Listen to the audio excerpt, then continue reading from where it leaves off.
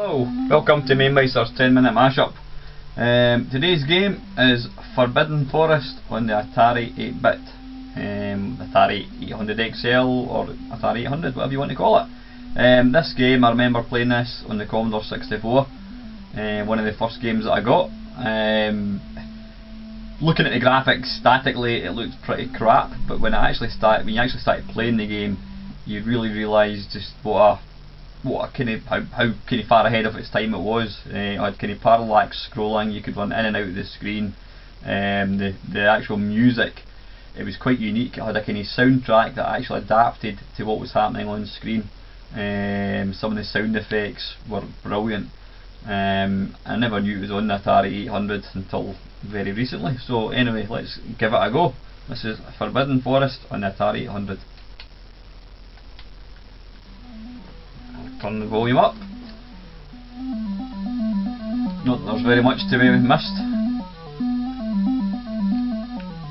Now, right off the bat, statically wise, it looks just the same as the 64.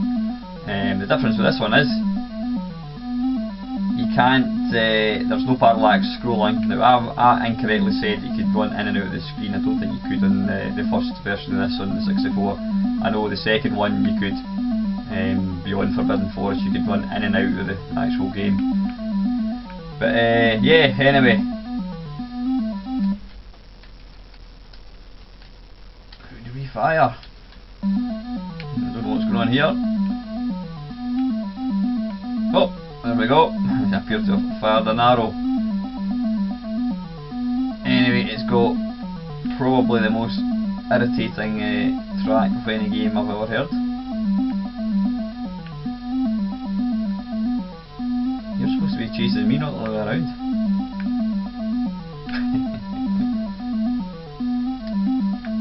Ah, how you go, that went right through him.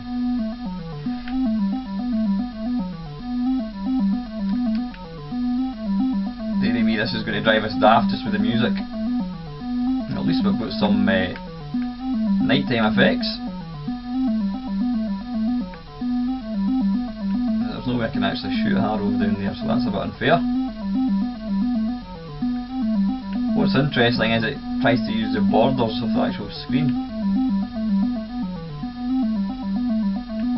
Now I'm afraid the music alone would probably put me off playing this. I don't know whether you can turn the music off.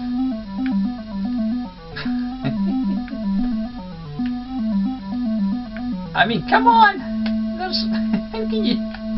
ah, dearie me.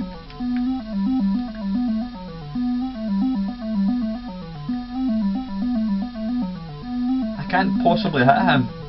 I mean, that is the... if you look there, that is just... hey! And he turns purple when you kill a spider.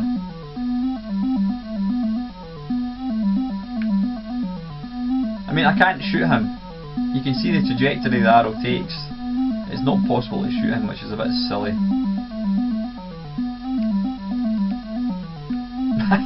Did my arrow appear on the other side of the screen there? I think it did. Let's try that again. Maybe that's how to kill me. Fire it. Hey! If you notice, when I shoot the arrow, it appears on the other side of the screen. A bit like asteroids. It just kind of goes right round, wraps round. Now this, interestingly, I mean, I had a Commodore 64, that was the first computer I bought myself. I used to go to a computer club back in the day, back in 1985, showing my age, and the majority of people had either Spectrums or Commodore 64s. There were the poor little sods that had the Atari. Now there was only ever maybe one or two people tops, and they always had the same games. The thing is, the Atari, I mean, I'm now fortunate enough to own several Ataris, including the Atari 800. It's actually a cracking computer. I mean, it's built like a tank, but the actual, when done properly, the games on Atari completely blew away any other 8-bit machine. Things like Drop Zone, even like the Eidolon, some of the early kind of like US Gold game, well, they weren't US Gold games, they were who were they made by, I'm not too sure who they were made by, but they were far superior. It had more sound, it had better scrolling, What's happening here? Ah, I recognise that tune, he does his little dance. Yeah, where was I? I'm completely lost my train of thought. So yeah, when done properly,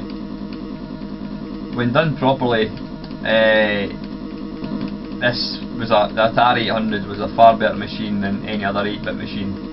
The problem being is Atari came out, actually believe it or not, Atari 800 and 400 actually came out, it was like late 70s, 78, 79. And it was obviously way overpriced. Well, it wasn't overpriced, but it was completely out of people's reach back then. It was something like £400 or £500, which back in 1979 was a lot of money. Put it this way, in 1985 I was earning just over £2,000 a year, so it would have been, you know, it was about a quarter of my salary, and that was in 1979. So yeah, anyway, I says the games. By time it was overpriced, and therefore did not sell very many, especially in the UK. And for some strange reason, because there was very few actually sold, most of the versions of the games that came out in 8-bit, like this, was really poor. Whereas in the right hands, some different effects there. When it was done properly, the games looked amazing. It was actually far better hardware than the Commodore 64. But sadly it didn't do very well just because of the price. And this is one game that is great in the Commodore 64, and it's absolutely pants on the Atari 800.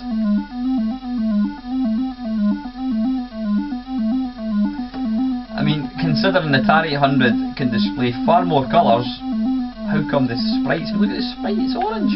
There's no attempt to make any shading or anything.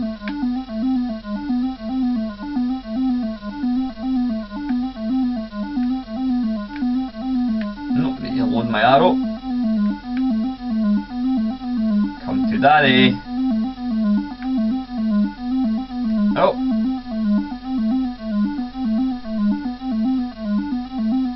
Yeah, I mean, games like, it says Drop Zone, Bruce Lee. You know, one of my favourite 8-bit games is Fort Apocalypse. That is the dog's bollocks. I loved it in the Commodore 64, and the Atari ST one, not the Atari ST, the Atari 800 one is so much better. Hey! It's super smooth, brilliant scrolling, plays so much better than the Commodore 64 one. So yeah, it's very fortunate that Atari never really took off, not in Britain. I mean, it was massive in America, and again, one of the big reasons for that, in the States, everybody had disk drives, very few people had tapes.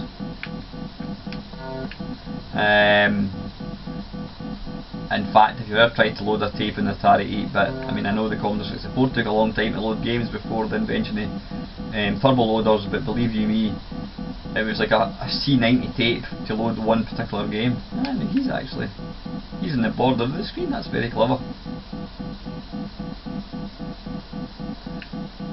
I'm trying to figure out, is that skeleton holding something? It looks like it's shaking one of these tube things that you get that make a funny noise. So you can hear him shaking it. Maybe he's in a band. But I can't actually shoot him, again, which is a bit rubbish. No, I can't possibly kill the skeleton. Unless there's some way of altering the angle of the arrow, which I don't think. Is there something at the side there? I don't know. Let's try and get him before he comes down to my level.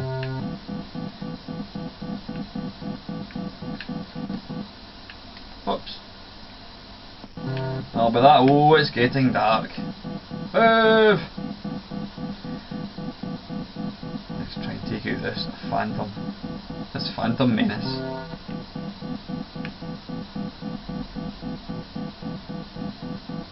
But yeah, it's quite a pathetic attempt at a really good game.